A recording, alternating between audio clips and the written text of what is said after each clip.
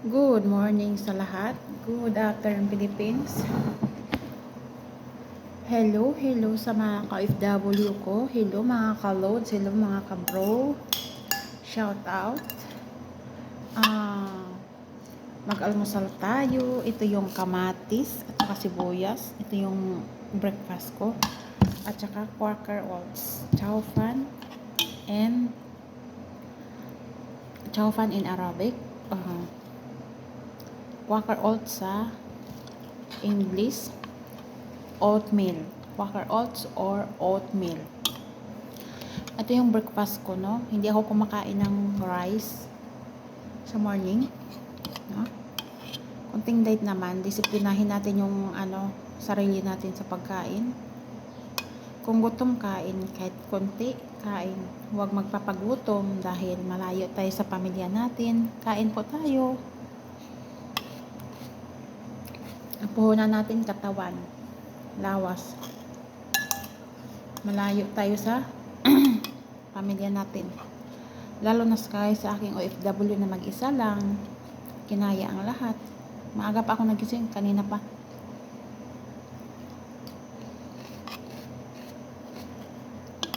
Kanina pa ako tapos sa sala.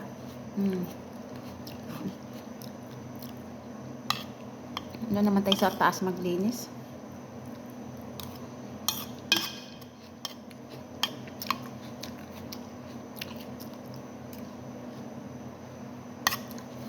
Maganda po sa yung oatmeal, Quaker Oats. Maganda po yun sa natin, heart.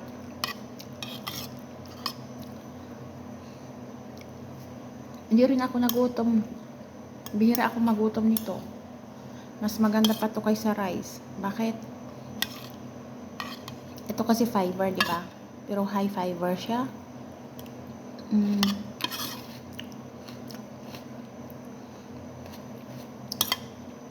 Gusto ko kasi pag masama ang pakiramdam mo, ito lang kainin mo. Ito siya. Naparisan agad ng kamatis. Okay.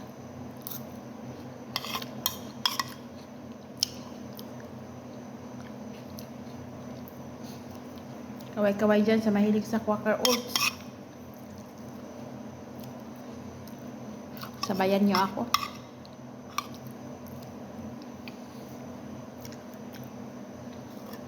Maganda rin yung kamatis. Bago kayo kumain din ng kamatis, no, tanggalin niyo yung buto. Dahil hindi maganda yung buto.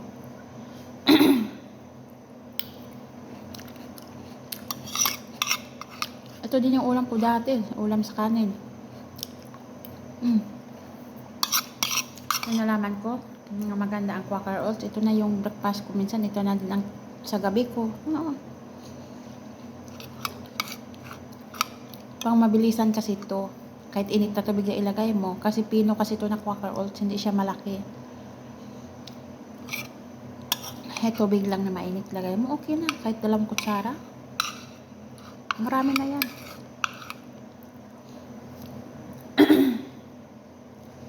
Ganun dito sa Middle East, no? Iskarte lang. Bumili kasi ako 2. Kasi pang stock kasi. Minsan pa sobrang akong gutom. Yun ang automatic. May din ako, pancit canton, Indomie. Hindi rin kasi mga ka-OFW, hindi din kasi maganda ang Indomie, pancit canton. Hindi yan maganda sa katawan natin. Alam kung bakit hindi yan maganda. Kaya mayroon akong Indomie or pancit canton. Bihira ako lang talaga kinakain. Bumili ako na 1 balot, 5 piraso yun. Meron pa akong 3. Pag may emergencyhan lang din, kinakain ko yan. Pag kakapusin ako sa oras, yun. May sobrang busy lalo pag may bisita din. Ito talagang oatmeal kasi kahit init tubig, kaya tapos parisan ng kape. Huwag masyadong maglagay ng asukal sa kape or wala namang acidic acid ang kape pag walang asukal. Wala. Parang ginawa ko na lang siyang tubig. Hindi nakakagutom. Pero pag anuhan mo ng asukal at saka gatas, saluan, nakakagutom, hapdi ang tiyan. Yun ang napansin ko sa ko. Yan, hindi ko nilagyan ng sugar. Sa mga dito maitim, may ano din yan sa sugar. Dito, yung iba kasi dito maitim. Dati yung amo ko sa kanya dito maitim. Yan. Ngayon hindi na. Bakit? Nag-ano kasi siya, nag-diet. Yung isang buwan na hindi siya nag-ano ng asukal. Mahilig din kasi sa chocolate eh. Kaya ako, ayoko talaga ng mga asukal. Bumibili man sila ng sweet dito o kaya naggawa-gawa ng sweet dito, hindi ako kumakain. Tumitikim ako pero isa lang, pero hindi ka kasi makatulog pag kumakain ka ng matamis. Hindi ka talaga makakatulog kasi hindi yan maganda. Ay paminsan-minsan kaya nga pag-uwi ko ng Pilipinas, hindi ako magbibili ng mga chocolate. Bakit? Hindi talaga maganda yung mga matatamis. Bilhin ko biskuit. Pero yung matamis, hindi ako magbili. Magawa na lang ako ng tinapay pag-uwi ng Pilipinas or maggawa ako ng cake.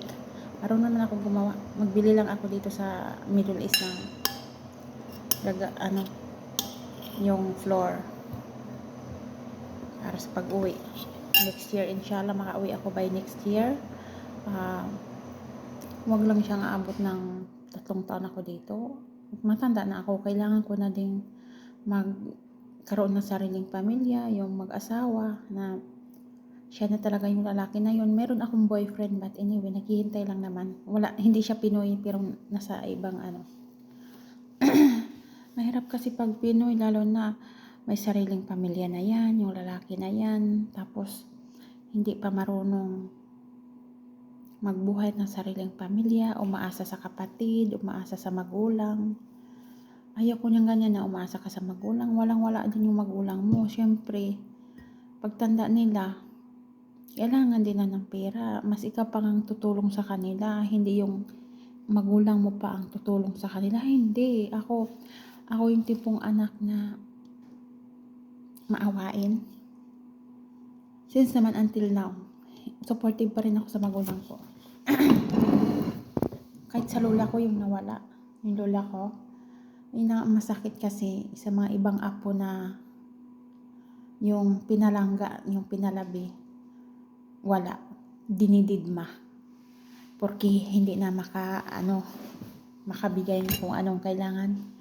Kasi matanda na, hindi nalilingunin. Mayroong ganyang apo eh. Na-notice ko yan. Lalo na sa mga pinsan ko na iba. Ganyan. Yung tingin nila kasi hindi na makasugakod kasi matanda na, hindi na makabalos. Ganyan sa mga pinsan ko. Hindi ko lang i-mention yung pangalan. Pinalangga ni Dodong-Dodong, ni Inday-Inday. Pero ako yung apo na dinaog-daog, inaapi. Pero hindi ako nagtanim ng galit. Dahil hindi maganda po yung magtanim ka ng galit. Hindi rin pwede yung mataas ang pride mo. Yung tama lang. Yung kaya mong i-balance. Hindi yung porque hindi mo napapansinin. Kasi hindi na makakamoy. Ganun. Ay, iba ako. Iba talaga ako. Sabi ko nga, inshallah, wala namang masama na mangarap na aangat. Inshallah. Si Allah na lang nakakaalam ko ano yung sinabi ko. Pag-uwi ko talaga may plano ako, kaya okay lang mag-extend ako. At least hindi na ako babalik. That's the time na magkakaroon ako ng sariling pamilya o sariling pagkikitaan araw-araw. Hindi naman sa ganun kasi na habang buhay tayo dito sa ibang bansa, magpakaalila dito, pataasan pa rin ang pride, pataasan pa rin ang konsyensya natin, yung mataas pa rin ang parang pataasan mo pa rin ang pagpakumbaba. Ako lagi akong stress dito sa mga bata, matitigas ang ulo. Sabi ko, nag-alaga ako ng hindi ko anak, hindi ko kapatid, pero hindi makinig, matigas ang mga ulo. Nagawa ko ng gatas, nagawa din siya ng gatas. Pero hindi ininom yung gatas. Kumain doon ng ano. Ay sa isip ko, hindi ko yun pakialaman yung gatas niya kasi isasumbong ko yan mamaya. Mayroong ganyang mga bata na matitigas ang ulo. Kasi dati hindi naman yung ganyan. Yung buhok niya dito iniisa-isa, binubunot hanggang nakalbo na dito. Iniisa-isa yan. Yung higaan niya maraming buhok maliliit. Binubunot kasi niya yan. Hindi man niya nangalagas, binubunot niya. Napakahirap na mag-alaga ka ng mga may mga saltik, may mga ano dito sa utak. Kaya nga ako yung naging amo ko sa Kuwait, sinabihan talaga ako na yung utak ko daw puno. Sabi ko, oo, nagiging matured naman ata ako dahil din mahirap kami. Nagiging matured ako nung nag-30s ako, 29. Hindi naman talaga ako nagiging matured dati nung kasi bata isip talaga ako. Ayoko nga yung mamamansin sa mga lalaki pagdating sa lalaki. Ayoko yun. That time na sinabi ako ng pinsan ko, wala daw akong boyfriend. That time na may naliligaw sa akin, ganyan. Pero but anyway, bata pa kasi yun. Hindi ko alam kung nag-asawa na yung naging boyfriend ko dati. Hindi ko alam. Kasi yung first love ko kasi yun, yung nag-asawa na yata. Pero yung pinakamatagal ko talagang boyfriend, hindi man yun makaanak. Ewan ko. May problema man daw yun. Yung asawa niya, teacher.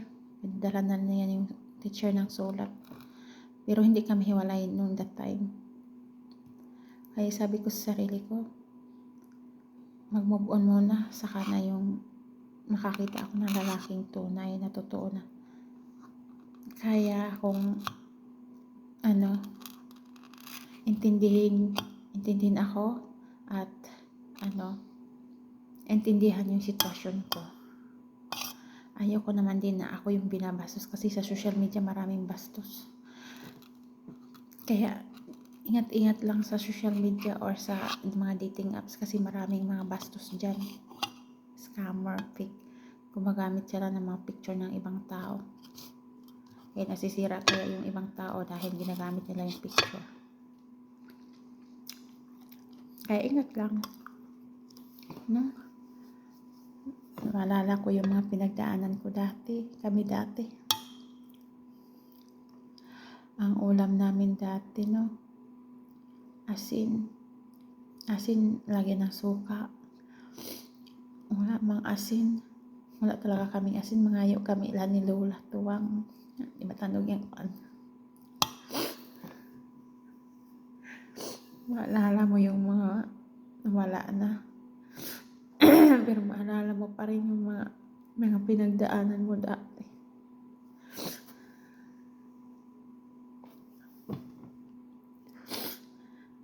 Minsan naisip ko sa sarili ko, bakit ako pinanganak na mahirap kami? Kasi dati, yung papa ko inom ng alak, hindi rin nakinig. Tapos,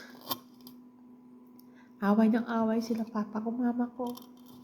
Yun naisip ko yun na magkaroon man lang ako ng ganyang asawa, wag na umiinom. Tapos nagkaaway. Naisip ko yun.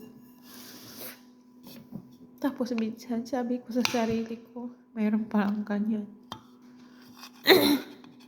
Yun ang nakabusit sa pamilya kasi kami kahit anong kayod, hindi umangat. Bakit? Papa ko umiinom. Tapos nagsugal. Ayun ang mahirap. Kasi pag once nga may bisyo ka, inom sugal. Kahit anong kayod mo, kahit anong trabaho mo, hindi ka aangat. Kasi may mga bisyo kang hindi maganda. Yung malala ko. Pero yung mga kapatid ko, hindi naman nila iniisip yun. Basta lang sila lalandi ng maaga. Pero ako nandito pa rin sa utak ko. Yung mga alaala, bumabalik. Ako yung inasahan sa lahat.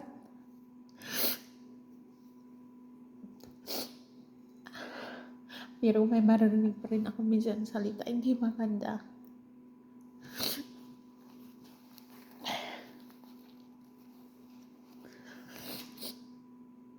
Minsan dito, sa ibang bansa dati, kumakain ako, umiiyak.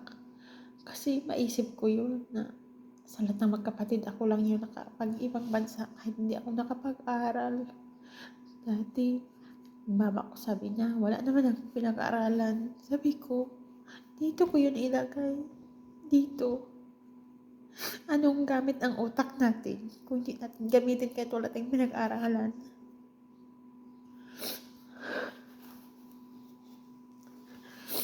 Kasi gusto ako dati paaralin kahit mahirap kami. Ayaw ko. Sabi ko, pipiliin ko na lang magtrabaho kaysa mag-aaral kasi para din ako makatulong. Dati kasi nakakain kami ng kadalasan naman kamuting kahoy, kamuti saging, gabi. Itong walang bigas. Minsan sila lola, mamigay. Ulam kadalasan. Kasi sabi ko, mabawi ako. Kasi dati naman nanghingi kami. Gusto ko may kapalit. Ayoko yung wala, na hindi ka marunong tumanaw. Yung ano man dati. Ay sa isip ko, sana bigyan ako ng swerte nila ni Mami, Norma, ni Lola, Lolo. Kasi nawala naman kayo sa mundo, hindi ko naman pinakita na nawala. Ako na sa malayo, hindi ko kayo nakita man sa huling hininga. Wala. Pero kayo na bahala. Kasi hindi naman ako nagbababaya sa inyo. Nagbibigay ako kahit magkano. Naalala ko yun. At hindi ko yun makakalimutan. Ito ako may lalayo ulit. Kaya bantayan niyo ako kahit malayo ako. Kung nagtrabaho ako dito sa malayo, bigyan niyo ako ng lakas na pangatawan. At bantayan niyo ako. Bigyan niyo ako ng magandang isip na makapag-isip din sa susunod kung makaalis ako. Naswertihin man lang ako kahit sa Pilipinas lang. Kasi hindi mahirap, hindi biro ang dito ay oras trabaho, sumubra sa oras, hindi pa ang sweldo. Sobrang dili. Pag need mo ng mga kailangan mo, hindi mo mabili dahil sobrang dili. Kailangan mo pang magtiis, maghintay. Kailan ibigay. Ang hirap. Ginawa kang alipin, nagpaalipin kami dito sa ibang bansa dahil mahirap. Mahirap ang buhay sa Pilipinas. Sabi nga ng iba, bakit hindi pa ako nag-asawa? Hindi ko din iniisip ang sarili ko. Iniisip ko yung magulang ko dahil kung wala sila, wala din ako sa mundo.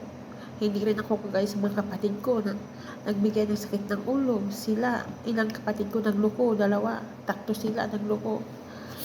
Yung iba naman, yung isa naman na sa markada, nakulong dahil sa babae. Kaya, sabi ko nga, dapat kung ano na nangyari, magbago ka na. Kaya sa mga FW dyan, kung may problema tayo dito sa ibang bansa, huwag tayo magpadala-dala sa problema. Laban tayo kahit anong hirap sa buhay. Huwag nating kitilin ang buhay natin. Kasi naisip ko din na dati gusto ko rin tapusin ang buhay ko, pero hindi din kasi maganda. Yung kaluluwa natin, dito lang sa ibang bansa, hindi tayo kaikyas. Dahil malayo tayo, hindi din natin bansa. Pumunta lang tayo dito para magtrabaho. Hindi tayo dito pumunta para magpakamatay. Kaya, may aral din sa iba kung kahit gaanong bigat ng problema natin, kakayanin natin. Dahil, nandyan si Lord, nandyan si God. Gagabayan tayo. Kahit may mga anak kayo, huwag natin tapusin ang buhay nyo dahil hindi po maganda talaga magpakamatay dito or kitilin. Kahit sino pa man dyan. Kaya yung iba dito nagpakamatay dahil sa mga boyfriend, dahil sa mga problema sa Pilipinas. Hindi po yan ang rason. Laban at iiyak mo, ilabas mo ang sakit. Ako, nilalabas ko kasi minsan dito masikip ang dibdib ko minsan. Inadaan ko sa iyak habang ako'y naglilinis, habang naghuhugas ng plato, umiiyak ako. Kaya, sasabihin ng iba dyan, ang sakit ba? Ay, hindi. Yung trabaho ko dito, sobra-sobra na sa oras. Ang bahay dito malaki. Ako lang mag-isa katulong. May makakaya kaya? Wala. Nakaupo ako, kakain. Yun. Tapos bilis-bilisan ko na ang kilos ko dahil may mga alaga ako kasing bata. Hindi lang naman nawala. May alaga ako. Dati talaga yung maliit pa yung isa. Ako, ang hirap. Talagang ang oras umiikot. Tumatakbo kasi ang oras na yung ano na nga ang oras o magna 9 na. 9 a.m. Umiikot kasi yung oras eh.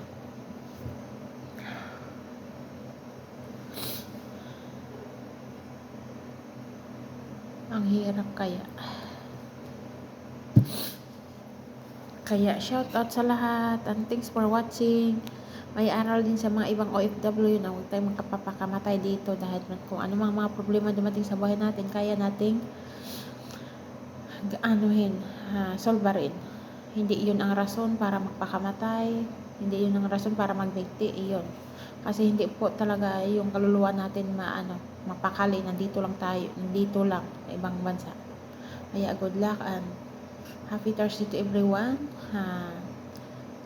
October 31, welcome to November 1 tomorrow. Okay, and God bless, good morning and good afternoon. Kain muna bago trabaho and God bless. Thank you for watching to everyone. Have a good day, have a nice day. Hello today and hello tomorrow.